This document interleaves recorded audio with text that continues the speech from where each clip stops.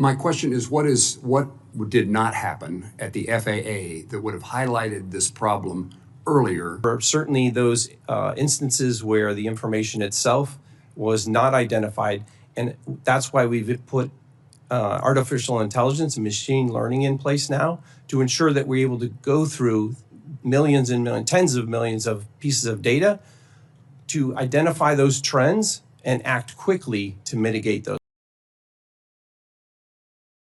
Can you tell me if this new methodology using the AI or whatever other methodology you're using to look at the aggregate data is being applied to other airports where there is close helicopter traffic in proximity to?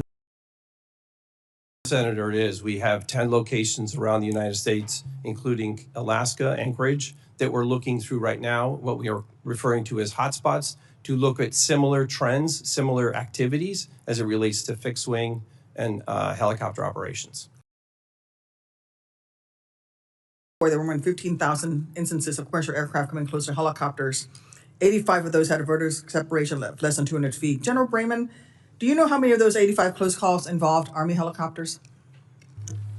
Ranking Member Duckworth, we do not. Can you tell me why that is? That data in those databases is currently not shared, but certainly the Army is interested in becoming part of an opportunity to share data because that's relevant to our safety as well.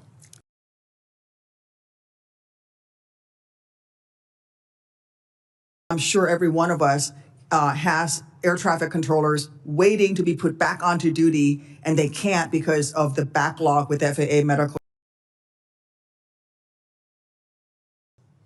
We asked you specifically, how frequently does the Army turn off ADS-B out transmission?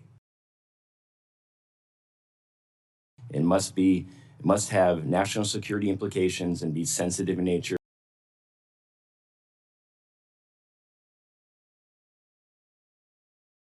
Tell you the types of missions, and the majority of the missions they fly are missions associated with that national security mission. Does missions capture training flights?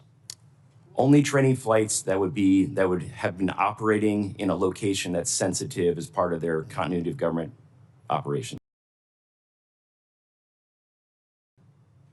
So right now, today, the Army is flying helicopters in and around DCA Airport with ADS-B out, turned off. Is that correct?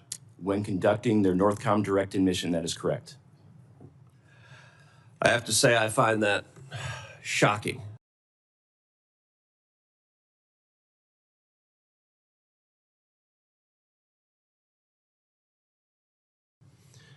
The Army has a memo, August 9th, 2024, entitled ADS-B Out Off Operations in the National Airspace.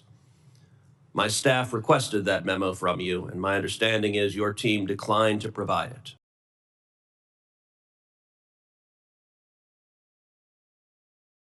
Secretary General is pretty clear this morning. We don't allow it, even to the point of not answering Senator Cruz when they're going to change it, because I'm pretty sure their attitude is going to be, we don't allow it. He's going to say he would rather have a route somewhere where he can fly without it. That's what he's going to say.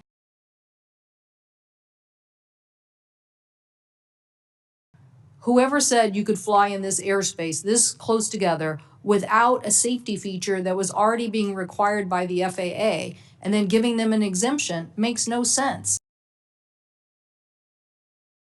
A letter from the Department of Homeland Security that basically says under the federal aviation waiver, all U.S. Custom and Border Protection air and marine operations in the capital region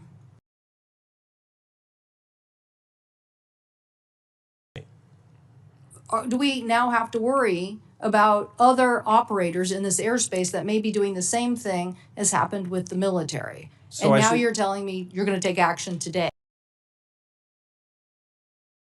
It is the day job of the FAA not to allow these exemptions to become prolific and everybody use them, and then us have to sit here and figure out how to do our oversight job of you to make sure that these details are exposed when we can't even get a memo from some of these agencies.